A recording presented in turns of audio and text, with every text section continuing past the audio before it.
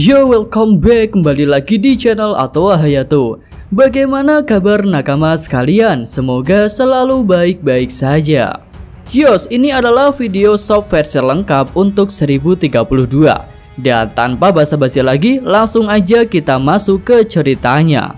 Bagian awal chapter ini menunjukkan Marco yang sedang terbang dalam wujud phoenix-nya sambil membawa Izo. Nah, ternyata di sini mereka berniat untuk mengatasi masalah monster yokai api yang telah dibuat oleh Kanjuro. Selanjutnya, jalur penerbangan Marco melewati area pertarungan Big Mom versus Law dan Kid. Tapi di sini tidak ada detail pertarungan yang diceritakan. Kemudian lanjut, para Kroco Kaido berusaha meninggalkan kastil, tetapi para samurai menghalangi jalan keluar. Bahkan mereka membawa meriam ke area tersebut. Scene berpindah ke lantai 2 dari ruang bawah tanah. Di sini terlihat Appo masih mengejar Yamato, sementara Drix mengejar Appo. Ya, adegan kejar-kejaran terjadi di sini. Lalu Fuga berlari lebih dekat dengan Yamato. Dia pun terlihat ramah kepada anak Kaido itu. Di sini tubuh Fuga terlihat seperti Centaurus karena tubuh bagian bawahnya berbentuk seperti kuda. Kemudian Yamato pun berkata, "Oi Fuga, sudah lama sekali kita tidak bertemu. Tapi maaf, sekarang aku sedang buru-buru." Dan Fuga menjawab, "Fuga gaga." Lalu para Kroco Kaido yang berada di lantai 2 memberikan laporan dengan adanya yokai api yang sedang menuju ke ruang bawah tanah. Tentu saja tujuannya adalah gudang senjata. Selanjutnya tiba-tiba 2 orang terjatuh ke lokasi Yamato berada. Dan bahkan mereka mendarat mulus di kepala Fuga. Mereka berdua adalah Robin dan Brook. Rambut Fuga yang tebal melindungi keduanya dari benturan saat terjatuh. Nah, 2 anggota CP0 pun langsung mengejar ke lantai bawah. Melihat hal itu, Robin dan Brook tak punya pilihan lain selain bertarung. Keduanya pun sudah siap untuk melakukan pertarungan. Namun nasib kurang baik menghampiri kedua anggota CP0 itu, karena yokai api tiba-tiba muncul di belakang mereka. Keduanya pun dilahap si yokai api. Nah, setelah melahap 2 agen CP0 itu, yokai api meneruskan perjalanan menuju gudang senjata. Dan akhirnya keberadaannya diketahui oleh Yamato. Yamato pun berkata, "Bagaimana jika monster api itu terus pergi ke bawah sana?" "Tidak, ini sangat tidak baik. Pulau ini akan meledak di udara sebelum mendarat." Nah, selanjutnya Yamato meminta bantuan kepada Fuga. "Fuga, aku butuh bantuanmu." Dan Fuga menjawab, "Fuga gaga." Selanjutnya Robin dan Brook segera beranjak dari kepala Fuga. Mereka berniat untuk pergi lebih jauh lagi sebelum kedua agen CP0 itu kembali. Dan benar saja, tak lama kemudian kedua agen CP0 itu sudah muncul lagi. Keduanya pun terlihat tak mengalami luka-luka, walaupun sudah dilahap si yokai api. Nah, pada momen kemunculan CP0 ini, Appo melihatnya. Dia pun langsung melakukan sesi pemotretan. Appo berkata, Apa, para anjing Tenryubito itu ternyata ada di kastil Kaido. Wah, ini berita eksklusif. Aku akan menjualnya ke Big News Morgan. Mungkin beritanya akan jadi seperti pemerintah dunia yang kehilangan perantara Doflamingo akhirnya, ya. Lalu ternyata ketua CP0 melihat aksi Appo. Dia pun berkata, "Kau terlalu banyak bicara."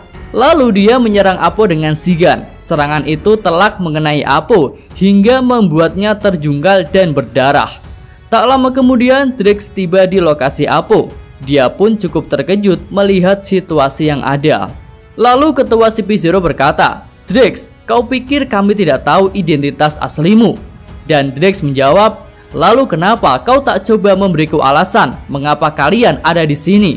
Dan ketua CP0 kembali menjawab, "Masalah harus dimusnahkan."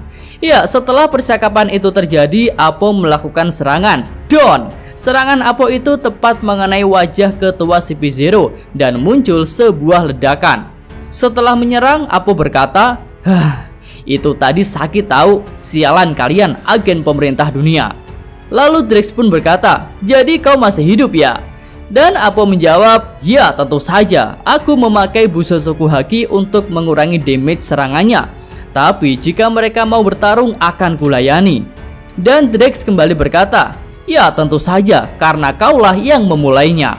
Iya, ketua CP0 pun kembali berdiri. Lalu Drax berubah ke bentuk Zoanya. Dan terjadilah pertarungan antara CP0 versus Drax dan Apo. Lanjut, scene berganti ke lokasi pertarungan Zoro versus King. Di sini King masih berwujud Pteranodon dan juga masih terbang di udara. Kemudian King melakukan serangan yang cukup aneh. Dia menarik pucuk kepalanya ke belakang. Lalu tiba-tiba paruhnya tertarik masuk ke wajahnya. Zoro memperhatikan hal itu dengan cermat dan dia berkata, apakah itu mekanisme dari penggunaan paruhnya?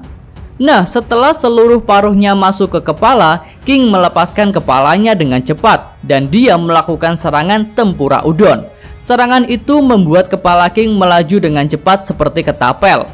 Serangan ini sih mirip seperti Gomu Gomu no Kane yang dilakukan oleh Luffy dengan membenturkan kepalanya. Serangan itu sangat cepat dan nyaris tidak bisa dihindari oleh Zoro.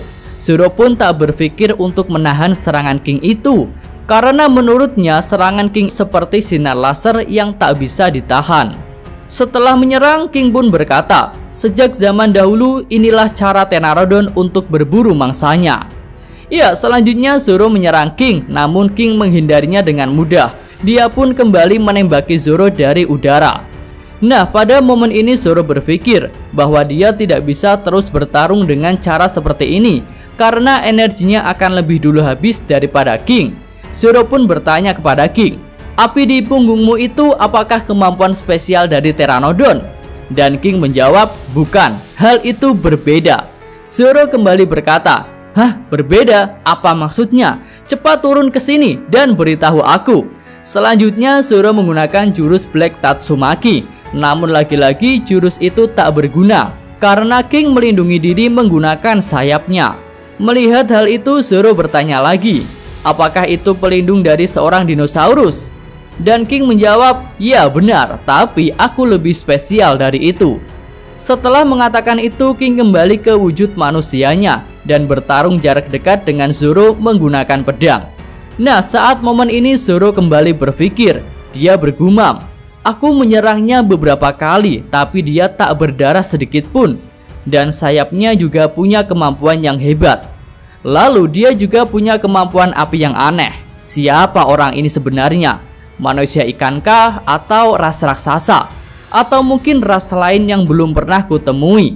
Jika aku tak bisa mengetahui kemampuan aslinya, aku tak akan bisa menang. Nah, ketika Zoro memikirkan hal itu, King menyerangnya dengan cukup kuat. Serangan itu membuat Zoro terpental jauh. Zoro pun mulai terlihat kelelahan. Lalu setelah itu Zoro mendengar sebuah suara samisen. Seketika itu juga pedang Enma bereaksi. Tapi ternyata reaksinya nggak cuma gerak-gerak atau getar-getar aja, tapi perilakunya jadi ganas tak terkendali. Pedang itu pun menyedot haki Zoro lebih banyak, hampir sama persis ketika Zoro baru menggunakan Enma. Zoro pun terkejut dengan gejolak yang muncul pada pedang Enma-nya. Scene berganti lagi ke lokasi Orochi. Ternyata dia juga mendengar suara samisen itu. Dan dia berkata, ini bodoh, orang seperti apa yang memainkan samisen pada pertempuran seperti ini? Tapi Orochi penasaran dengan asal suara itu. Dia pun mengikuti asal suaranya. Dan akhirnya dia menemukan seseorang. Orochi berkata, hah, Komurasaki? Iya, ternyata sosok Komurasaki atau Hyorikozuki lah yang memainkan samisen itu. Orochi pun jadi kebingungan. Dan dia berkata, apa aku sedang ada di dunia lain? Atau aku sedang bermimpi? Oh Komurasaki, tiada hariku tanpa memikirkanmu. Dan aku juga tak bisa melupakanmu. Komurasaki pun menjawab, begitu juga denganku Shogun tampan. Sekarang aku akan selalu berada di sisimu. Iya, melihat suasana yang begitu menyenangkan, Orochi pun berkata, iya, jika ini mimpi, jangan pernah bangunkan aku. Dan full stop untuk chapter ini pun berakhir sampai di sini. Jika ada tambahan, saran dan komentar, seperti biasa, sampaikanlah pada kolom komentar. Mimin atau Hayato, terima kasih. Oke, cukup sekian video kali ini. Semoga nakama sekalian menyukainya. Terima kasih udah nonton. Jangan lupa like-nya dan subscribe channel Atawa Hayato. Yo!